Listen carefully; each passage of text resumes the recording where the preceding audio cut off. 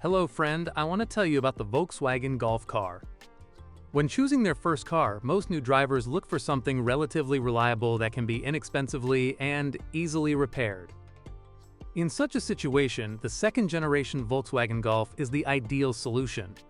It may not be the newest model, but it still performs well as such a car.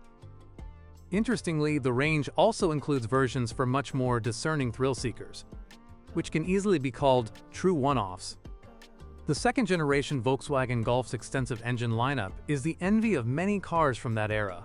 Almost everyone will find something they like. Owners of this model rave about their Golfs, claiming they've never had a problem.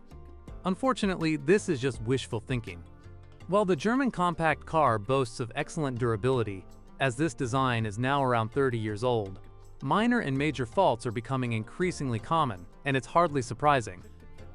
The choice of powertrains is so vast that there's virtually no clear answer to the question, which engine is best? When choosing one, most people will primarily be guided by their budget and their own needs. In older generation petrol engines, you need to be careful with faulty Pierburg carburetors. Mechanics are often unable to adjust and repair them, but fortunately, they can be replaced. The most frequent complaints about this component's failure rate are from owners of cars with the 1.3-liter engine. More modern fuel-injected engines also have their issues. For example, the basic engine marked with the factory symbol NZ often experiences power failures to the engine control unit. Due to their advanced age, Cagetronic mechanical injection systems found in 1.8-liter engines with power outputs ranging from 90 to 139 horsepower are also increasingly prone to failure. Meanwhile, in the unique G60 versions, the Digifint control unit is prone to failure. Among diesel engines, the entry-level naturally aspirated 1.6D engine presents the fewest problems. Unfortunately, turbocharged versions have experienced head gasket and cylinder head failures. Regardless of the engine chosen, however, ignition system components and other engine components are starting to fail in an increasing number of cars. Oil leaks are also common, but this is a common occurrence in cars of this age. And what about the fuel consumption and performance of the second-generation Volkswagen Golf? When it comes to petrol engine fuel consumption, don't expect miracles. After all, this technology is 3 decades old. Even the least powerful 1.1-liter and 1.3-liter units consume 8 to 9 liters per 100 kilometers in built-up areas. The most powerful models can reach up to 13 liters per 100 kilometers. The basic naturally aspirated diesel engine deserves praise as it can achieve up to 6 L/100 kilometers in city driving, but the more powerful versions can consume over 9 L/100 kilometers in the same cycle. The performance of the entry-level diesel engines isn't particularly impressive. Diesel Golf 1Is accelerate from 0 to 100 kilometers per hour in around 13 to 18 seconds, depending on power output.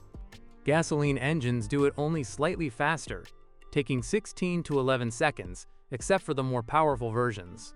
The top-of-the-line GTI and G60 models accelerate from 0 to 100 km per hour in around 8 seconds, which is quite good.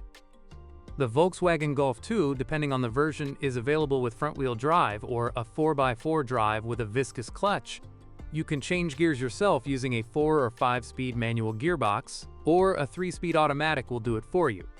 The compact German car's front suspension uses McPherson struts, while the rear features a torsion beam, FWD, or an independent wishbone system, 4x4. Fortunately, most repairs can be done in your own garage, and the market is saturated with inexpensive parts. One of the biggest problems with this design, however, is the rapid corrosion that appears on the wheel arches, sills, rear trunk lid, and even around the fuel filler cap. It's best to avoid heavily rusted examples, as many of them will be difficult to restore to decent condition.